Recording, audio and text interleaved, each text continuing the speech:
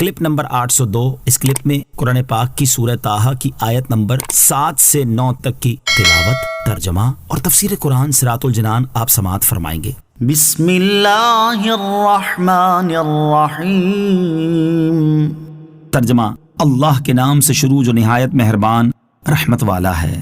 وَإِن تَجْهَرْ بِالْقَوْلِ فَإِنَّهُ يَعْلَمُ السِّرَّ وَأَخْفَى۔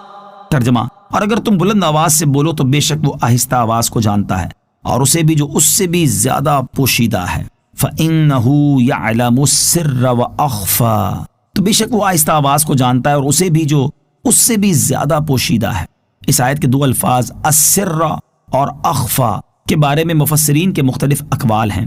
جیسے ایک قول یہ ہے کہ سر وہ ہے جسے آدمی چھپاتا ہے، اور اس سے زیادہ پوشیدہ وہ ہے جسے انسان کرنے والا ہے مگر ابھی جانتا بھی نہیں، اور نہ اس سے اس کے ارادے کا کوئی تعلق ہوا، نہ اس تک اس کا خیال پہنچا۔ ایک قول یہ ہے کہ سر سے مراد وہ ہے جسے بندہ انسانوں سے چھپاتا ہے اور اس سے زیادہ چھپی ہوئی چیز وسوسہ ہے۔ ایک قول یہ ہے کہ بندے کا راز وہ ہے جسے بندہ خود جانتا ہے اور اللہ تعالیٰ جانتا ہے، اور اس سے زیادہ پوشیدہ ربانی اسرار ہیں جنہیں اللہ تعالیٰ جانتا ہے، بندہ نہیں جانتا۔ برے کاموں سے بچنے اور نیک اعمال کرنے کی ترغیب۔ اس آیت میں بیان ہوا کہ اللہ تعالیٰ ہماری آہستہ آواز کو جانتا ہے اور جو اس سے بھی زیادہ پوشیدہ ہے اسے بھی جانتا ہے۔ اس کے ساتھ یہ بھی یاد رہے کہ اللہ تعالیٰ بندوں کے ظاہری باطنی احوال، آنکھوں کی خیانت، سینوں میں چھپی باتیں اور ہمارے تمام کام جانتا ہے اور ہمارے تمام افعال کو دیکھ بھی رہا ہے۔ چنانچہ اللہ تعالیٰ ارشاد فرماتا ہے واللہ یعلم ما تبدون وما تکتمون۔ ترجمہ: اور اللہ جانتا ہے جو تم ظاہر کرتے اور جو تم چھپاتے ہو۔ اور ارشاد فرماتا ہے یعلم خائنۃ الاعین وما تخفی الصدور۔ ترجمہ: اللہ آنکھوں کی خیانت کو جانتا ہے اور اسے بھی جو سینے چھپاتے ہیں۔ اور ارشاد فرمایا اعملوا ما شئتم انہ بما تعملون بصیر۔ ترجمہ: تم جو چاہو کرتے رہو، بے شک وہ تمہارے کام دیکھ رہا ہے۔ ان آیات میں ہر بندے کے لیے تنبیہ ہے کہ وہ خفیہ اور اعلانیہ، ظاہری اور باطنی تمام گناہوں سے پرہیز کرے، کیونکہ کوئی ہمارے گناہوں کو جانے یا نہ جانے اور کوئی انہیں دیکھے یا نہ دیکھے، لیکن وہ اللہ تعالیٰ تو دیکھ رہا ہے جو دنیا میں کسی بھی وقت اس کی گرفت فرما سکتا ہے، اور اگر اس نے دنیا میں کوئی سزا نہ دی تو وہ آخرت میں جہنم کی دردناک سزا دے سکتا ہے۔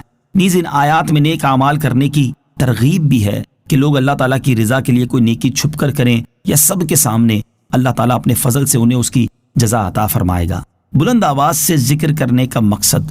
ابو سعید عبداللہ بن عمر رحمۃ اللہ تعالی علیہ نے تفسیر بیضاوی میں اس آیت میں مذکور لفظ قول سے اللہ تعالیٰ کا ذکر اور دعا مراد لی ہے، اور فرمایا کہ اس آیت میں اس پر تنبیہ کی گئی ہے کہ ذکر و دعا میں جہر اللہ تعالیٰ کو سنانے کے لیے نہیں ہے، بلکہ ذکر کو نفس میں راسخ کرنے اور نفس کو غیر کے ساتھ مشغول ہونے سے روکنے اور باز رکھنے کے لیے ہے۔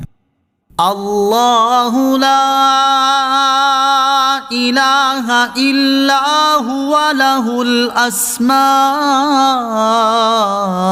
الحسنى۔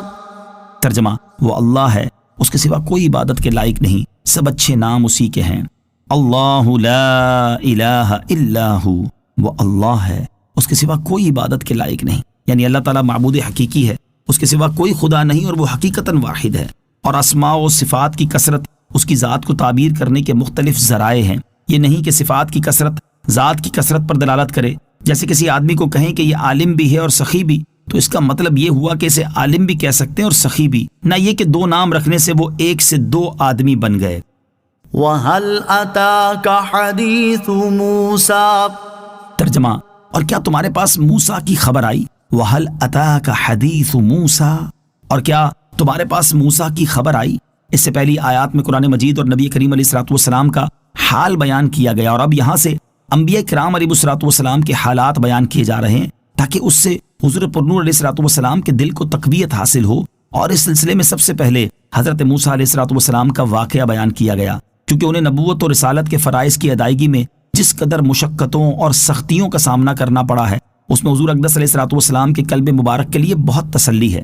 چنانچہ یہاں حضرت موسیٰ علیہ الصلوۃ والسلام کے اس سفر کا واقعہ بیان فرمایا جا رہا ہے جس میں آپ علیہ الصلوۃ والسلام حضرت شعیب علیہ الصلوۃ والسلام سے اجازت لے کر مدین سے مصر کی طرف اپنی والدہ ماجدہ سے ملنے کے لیے روانہ ہوئے تھے۔